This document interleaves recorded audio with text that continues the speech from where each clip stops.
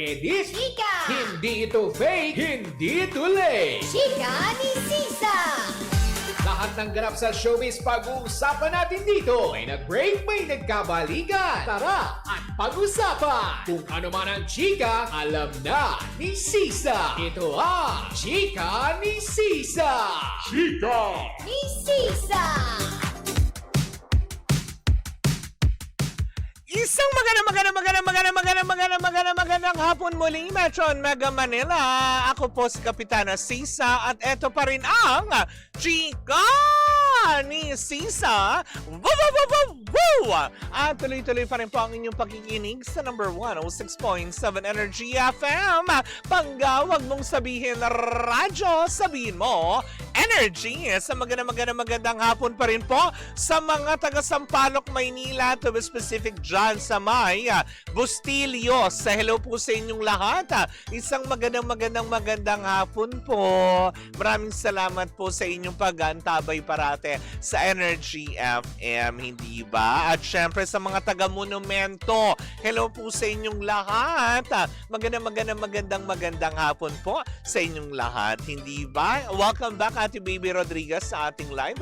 Sa mga nanonood via our digital platforms on Facebook, TikTok, and of course, sa ating team replays on our YT channel on Energy FM 1067 sa mga panig ng Pilipinas at ng mundo. Hello Philippines and hello world. Diba? Pero eto na nga, tumungo na tayo sa ating second Chika! Ako, mainit na pinag-uusapan to ngayon, hindi ba? Na nakakalungkot lang isipin dahil kamakailan lamang ay ibinalita natin, hindi ba, na kung saan nga naman opisyal nang nagpaalam itong si Donnie Pangilinan at si Bel Mariano sa kanilang mga fans dahil yung Tayo sa Wakas ay yun na yung pinakahuli nilang proyekto na magkasama sila for the meantime, 'di ba?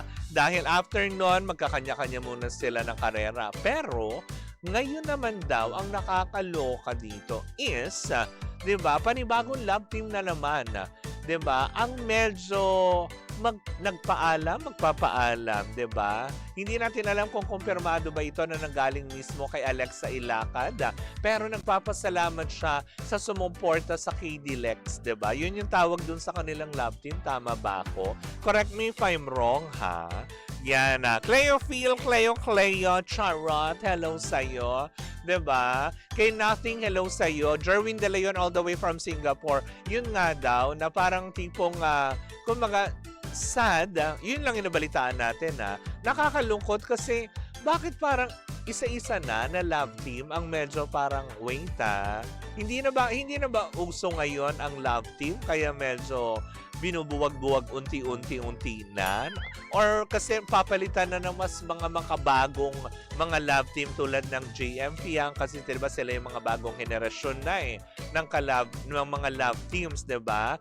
Or baka kasi pamatured itong mga artistang ito para mag-sweet-sweetan pa sa love team, kaya diba mas pinipili ng management na bigyan sila ng individual na oportunidad para mas bumunga at yumabong ang kanilang karera bilang mga galing na aktor at aktres. Ganon po ba yun? Kasi nasad ako nung nabalitaan ko ito, 'di ba? Na parang tipong kumbaga parang patuloy daw na susuportahan kasi ni Alexa Ilacad itong si KD Estrada, na kung saan nga naman may bago siyang show sa Y Speak, 'di ba? Na ewan, kumbaga ongoing na yata, 'di ba?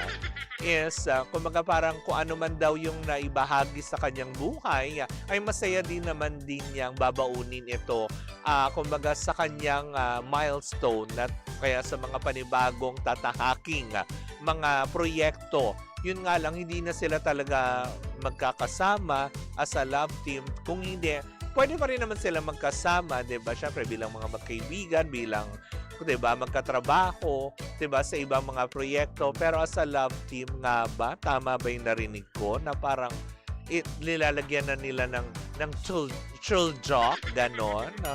Nakakasad, no? 'Di ba? Na parang hindi pa nga nakaka-get over yung mga tao sa Don Bell. Tapos ito yung KD Lex naman na parang tama naman na, wait lang, kalma lang muna, 'di ba? Although kasi 'di ba, si si Alexa Ilacad, if I'm not mistaken, kasi kaya sila ngayon na nagkahiwalay ng landas kasi 'di ba meron silang proyekto ni BGYO. Tama ba ako, Jello? 'Di ba meron silang sitcom na kung saan nga naman may mga fans naman din na sumusuporta sa kanilang team up, 'di ba? As a new love team. Hindi ko alam kung sila yung bagong love team, kung bakit binuwag. Wala po akong alam doon at hindi ko rin naman sinasabing ganon. Yun lang naman po yung sa akin kasi ipinarehan na siya sa iba. So, ibig sabihin ba nito, hinahanapan na ng bagong ka-love team si Alexa? Or, talagang nga naman, this is the management way na parang malaman kung hanggang saan nga ba aabot yung pagiging actress sa iba't ibang larangan, sa iba't ibang anggulo ng karakter at ng kumbaga istorya at pagiging actress nga niya. 'Di ba? Na nakakaloka yun. Nasasad ako, 'di ba? Sana ulit no. Kumbaga parang sana pahinga lang, kumbaga break lang na hindi break na talagang totally na wala na, dead man na, kanya-kanya na tayong karera. Kasi 'di ba yung pagkakasabi daw lang ni Alexa Ilacad is malungkot siya pero masaya siya at the same time dahil ang suporta pa rin niya na kay KD Estrada pa din, 'di ba? Kung ano man ang gagawin niya, 'di ba? Is naka full support at very happy siya kung ano man ang tatahakin ni KD at ng kanyang landas sa ABS-CBN, 'di ba? Sa mga proyektong kanilang kabibilangan na ay susuportahan pa rin naman nila ang isa't isa kahit hindi na sila magkasama. Oh, ganyan-ganyan din yung sinabi ni Donnie Pangilinan kay Bel Mariano. 'Di ba? Nung araw nung press con nila ng Tayo sa Wakas, 'di ba? Parang oh my gosh, ang bigat naman sa damdamin nito, 'di ba? Sana magkaroon ulit ng oportunidad na muling ibalik 'di ba, after neto. Kasi parang May 27 nga ba? Oo, showing na Tayo sa Wakas, 'di ba? Tapos ongoing pa rin naman yung proyekto nitong si Alexa Ilacad with BGYO Jello, hindi ba? Patuloy pa rin naman natin silang suportahan kung sakali man din na, syempre, decision pa rin naman, mutual decision yan na dinesisyonan na din at may basbas siguro ng management yan na kailangan naman din natin respetuhin, di ba? At the end of the day, kung may mga malulungkot, di ba? Mapapanood pa rin naman natin sila at suportahan pa rin natin sila. Hindi yung porket na wala na sila, mawawala na tayo ng gana, di ba? Kung talagang iniidolo natin sila at tunay na hinahangaan, suportahan pa rin natin sila kahit anong gawin nila. Tama? Tama! Di ba? At dahil Biyernes na, ayan na. Ako yung magpapaalam na dahil susunod na si Baby Toby para sa programang FRC. Hindi ba? Kaya nga naman, hindi ko na patatagalin pa. Happy weekend sa inyong lahat. And of course, sa lahat pa rin po na mga magsa-celebrate ng kanilang mga birthday today. Enjoy your day and happy birthday sa inyong lahat. Muli po ako po si Kapitana Sisa at eto pa rin ang Chika ni Sisa. Woo, woo, woo, woo! At tuloy-tuloy pa rin po ang ating tugtugan. Dito po lamang yan sa number 106.7 Energy FM. Panggawag mong sabihin radyo, sabihin mo Energy!